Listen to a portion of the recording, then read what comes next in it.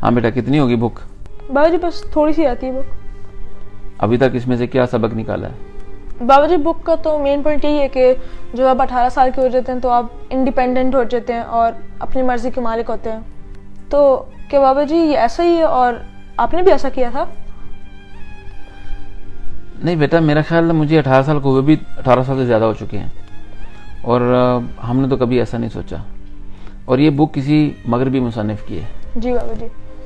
उनके मुआशरे में इंडिपेंडेंस का मतलब है कि अपनी फैमिली से कट जाना और सब कुछ अपनी मर्जी से करना। लेकिन हमारे यहाँ इंडिपेंडेंस का मतलब थोड़ा मुख्तलिफ है। अच्छा जी। बच्चों में खुद ही आ जाती है, वो कहते हैं मैं अपना खुद करूँगा और अपनी फैमिली को भी पालूंगा, ये सोच आ जाती है।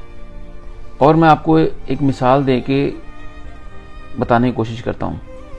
ये पौधा पकड़ो, ये देखो, मिसाल के तौर पे ये पौधे में ये पत्ते लगे हुए ना, जी बाबा जी।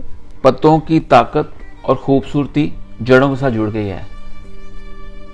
अगर मैं आपके सामने ये पत्ता काट के फेंक दूंगा ना जी, थोड़ी देर के बाद ये मुरझा जाएगा, खत्म। जुड़े रहने में बरकत है, ताकत है और खूबसूरती है। इसी तरह फैमिली होती है हमारी। जैसे मिसाल के तौर पे हमारी फैमिली, मैं और आपके चाचू मुख्तलिफ काम करते हैं इंडिपेंडेंटली, और लेकिन फैमिली हमारी एक है। उसी में खुशी है, उसी में ताकत है, उसी में बरकत है। जी बाबा जी। तो इंसान की अपनी मर्जी है कि उसको क्या चूज करना है। आप जिन मुआशरे की बात कर रहे हो, यहाँ पे हर इंसान काम करता है और हर इंसान परेशान है। आज भी वो मुआशरे खुशहाल हैं जहाँ फैमिली इकट्ठी रहती है, वहाँ बरकत है, ताकत है। चॉइस इंसान की अपनी है, आखिर में नतीजा उसको खुद भुगतना है। जी बाबा जी।